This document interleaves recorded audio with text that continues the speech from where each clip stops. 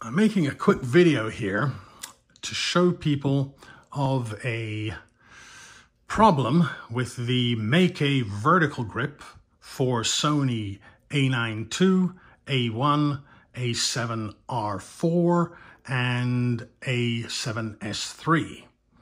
Well, Meike makes some pretty nifty grips. They're very well priced, about a third or a quarter of the price of a Sony grip. I think it's more like a third.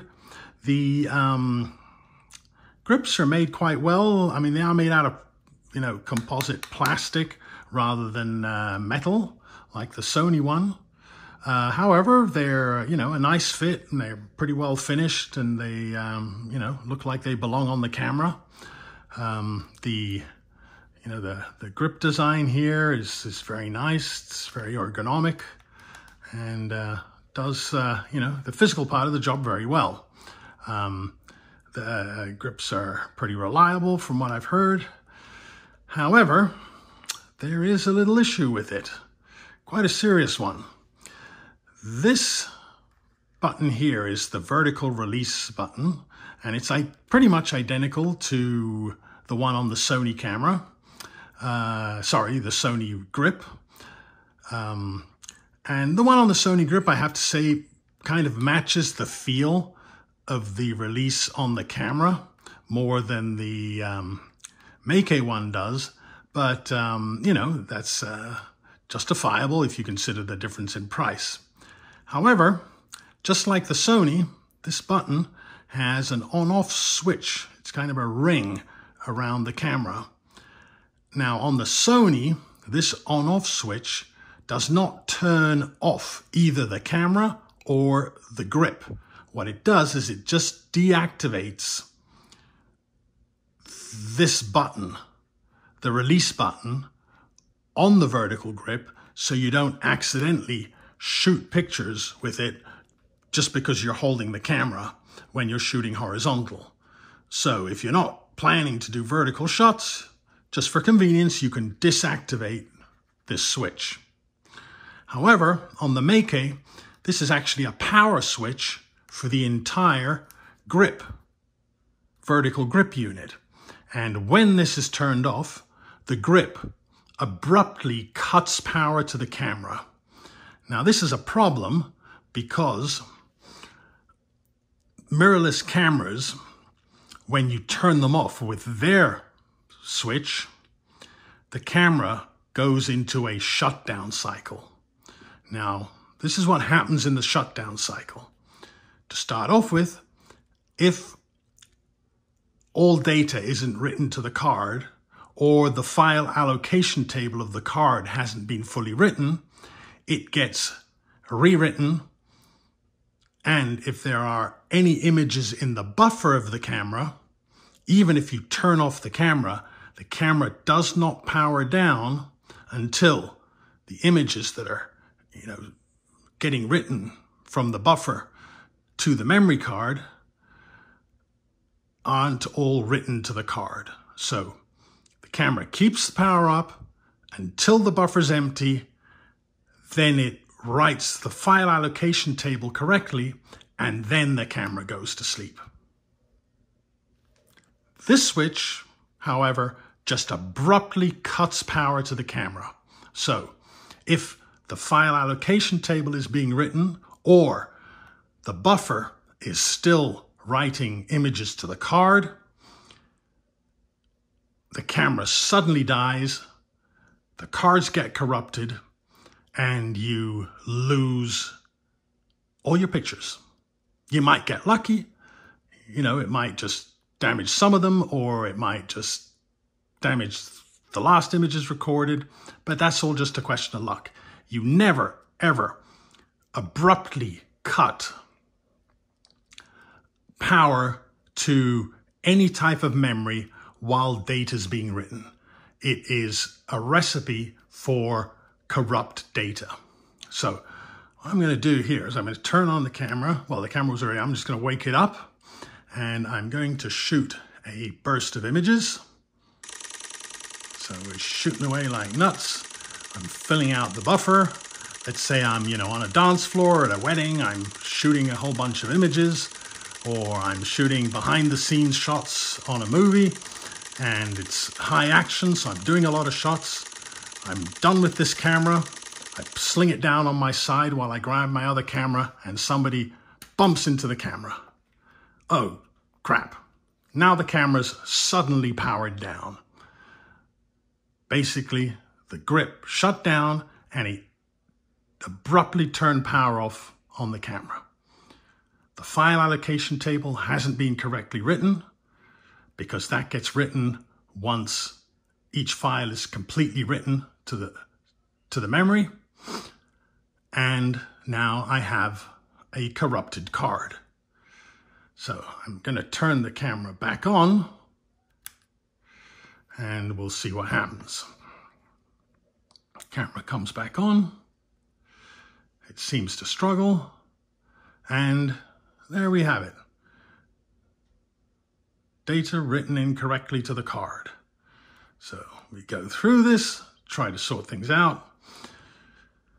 Comes back with the error again because the second card also got messed up. So, having two cards is not going to save you in this situation. So we go through this. Camera tries to sort itself out. And let's see what's on the memory card. No pictures. The card's been corrupted, and all images have been lost. And that is because of this very poorly thought out switch.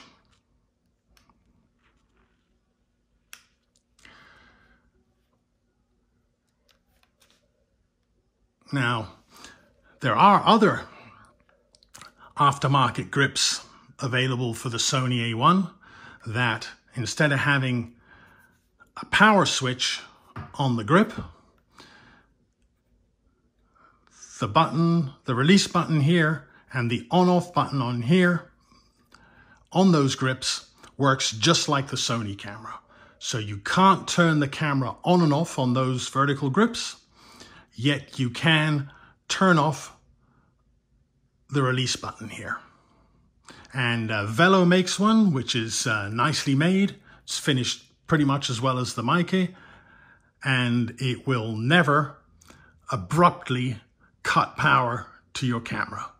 So you can shoot safely without the risk of losing data. I looked into this issue because I had a conversation with a young lady that shot a wedding, and she said she had some repeated problems with the camera. She didn't know exactly what. And one card had nothing on it. Another one had a couple of chunks where 100 in one chunk and about 180 other images in another chunk were completely gone, like they were never recorded to the camera. And she was using a Meike grip. She was shooting at a very, very lively wedding. The problems she had were, the close quarters and people brushing up against her. One time she seems to recall that it was the videographer. And then the other times she had problems was on the dance floor. We looked into it, and I took a look at her grip, saw that it was a Meike, and I thought, maybe the camera had turned off because this button had been hit in the crowd. And she said she recalled that when she had those problems, she had to try turning the camera on and off, and it wouldn't turn on and off. And that is because this switch was being overridden by the fact that this was now in the off position for her. She fiddled around, tried fiddling around with all the switches, fiddled around with this, got the camera back going. She said she got some error messages, but she kind of gave the okay, and the camera seemed to start up again. But when she reviewed pictures, she saw that a whole bunch of pictures were missing. Anyway, I made this video because I think it's important that people are aware of this problem. One solution is to get rid of it and replace it with a Velo. Won't cost you too much, probably about 80 bucks. I guess another option would be to just glue this switch into the on position so it can't accidentally or willfully be turned off, and that would be okay. However, this grip has a radio remote, so with this in the on position, the radio remote remains on and will drain the battery. So if you do the workaround to keep this switch locked, then the you want to pull the battery out so that it doesn't drain.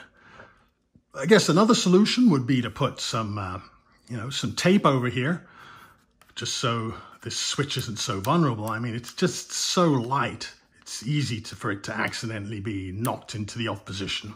It's also, very much on the corner of the camera, so it's a little vulnerable. Just going to pick up the camera, you could hit that. You could have this, on your side.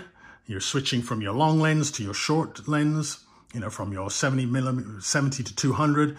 You go to grab your other camera.